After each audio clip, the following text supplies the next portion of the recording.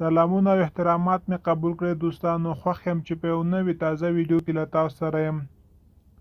دوستانو یوه هیله لرم که زموږ چینل کې نوي یاست مهرباني وکړئ زموږ چینل در سره حتما سبسکرایب کړئ او ورسره په خوا کې د ګونګړي یا بیل نشان ضرور ووهئ ترڅو زموږ د راتلونکو ویډیوګانو څخه خبر شئ او ویډیو هم در سره لایک او شیر کړئ. د جنسي اړیکو په وخت کې د خپلې ښځې د تناسلي غړي یا شرمګاه ښکلول او یا ورسره نور حرکات ترسره کول څه حکم لري او طب یا روغتیایي پوهان په دې اړه څه نظر لري؟ ځواب: د ښځې سره د جما نه مخکې لوبې کول، د جما خبرې، لمس او ښکلول ضروري وي ترڅو ښځه هم د جما کولو لپاره آماده شي او د هغه حق ضایع نه شي. د ښځې د فرج یعنې شرمګاه سره د خولې تماس، ښکلول وغیره په اړه د نړۍ معاصرو اسلامي منابعو او معاصرو فقهاو نظرونه په لاندې ډول دي. اول: دا عمل د حیواناتو سره تشبیه ده، ځکه په ځینو حیواناتو کې دا عادت ده چې د ښځینه جنس شرمګاه په ژبه څټي، خو مونږ بشر یو، الله تعالی مونږ ته پر حیواناتو کرامت او عزت راکړی دی. دوهم: په المزي یعنې د شرمګاه نجاستونه ناپاک دي، نو څنګه به دا حلال شي چې ناپاک شی په ژبه وڅټل. دریم: دا عمل د غرب د فاسدې ټولنې تقلید دی چې د لوڅ یا بربنډ فلمونو فلم او تصویرونو په وسیله په خلکو کې شیوع په حال کې ده او دوی چې کله د هغوی دا فاسد اعمال وویني نو د هغوی هم دغه عمل ته اشتیاق. څلورم: دا عمل مکروه دی ځکه د ادب، اخلاقو او فطرت سلیمه خلاف دی. جناب نبی کریم صلی الله علیه وسلم فرمایلی: الضرار والضرار، یعنی په اسلام کې ځان نه او بل ته ضرر رسول حرام دي.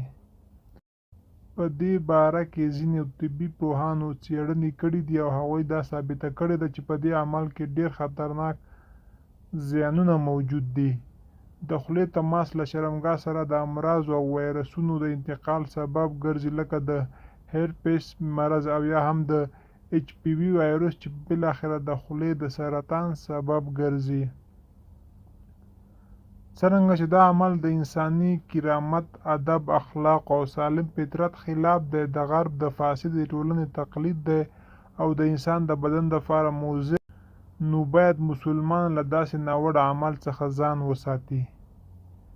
دا عمل د کفر قوم او حیواناتو سره تشبیه ده او د کفري او شیطاني فلمونو او میډیا د نفوذ بده نتیجه ده کوم چې د اسلامي امت په شهوت پرسته کسانو کې نفوذ کړی دی. د جهالت په زمانه کې یو وخت بې شرمي داسې حد ته رسېدلې وه چې یو د بل شرمګاه ته به یې سجده کوله. کله چې د اسلام ځلانده انقلاب رامنځته شو، په ټوله اسلامي او کفري نړۍ کې ژور تاثیر پرېوت او په ورو ورو خلک د انسانیت چوکاټ ته را داخل شول. اوس وخت کې چې کفر زور نیولی دی، یو ځل بیا هماغه د جهالت د دوران بې شرمي په عصري او پیشیني ډول رامنځته شوې او په ضعیف الایمانه او شهوت پرسته او نامه مسلمانانو کې د نفوذ او خپرېدو په حال کې دی. د ښځې او د نر شرمګاه د نجاست ځای دی. ایا د نجاست ځای پاک وي؟ په خوله باندې خوړل، د الله جل جلاله ذکر، خبرې کول ترسره کیږي. ایا د داسې پاک شي تماس له یو مردار شي سره مناسب او حلال دی؟ په داسې حال کې چې رسول الله صلی الله علیه وسلم د میتیازو کولو په وخت کې په ښي لاس باندې د ذکر یعنې د نر شرمګاه نیولو څخه منع فرمایلې ده، ځکه په ښي لاس باندې خوراک کیږي. او بل دا چې د ادب د وجې داسې کول مناسب نه دي، ځکه په ښي لاس تسبیحات ویل غوره دي او بل په ښي لاس باندې خوراک کیږي، نو دا د ادب د وجې داسې کول مکروه دي. نو څنګه به د خولې تماس له شرمګاه سره د شرمګاه پر ژبه باندې څټل یا لمس کول مباح وي او حلال وي؟ دوستانو دا زموږ ویډیو که ویډیو مو خوښه شوې وي لایک او شیر یې کړئ او که مو لا هم زموږ یوټیوب چینل تر اوسه نه وي سبسکرایب کړی مهرباني وکړئ زموږ چینل در سره حتما سبسکرایب کړئ او ورسره په خوا کې د ګونګړي یا بیل نشان هم ووهئ ترڅو زموږ له راتلونکو ویډیوګانو څخه خبر شئ او همدا ویډیو در سره لایک او شیر کړئ. تر بیا ښې چارې ښه وخت. الله مو مل شه.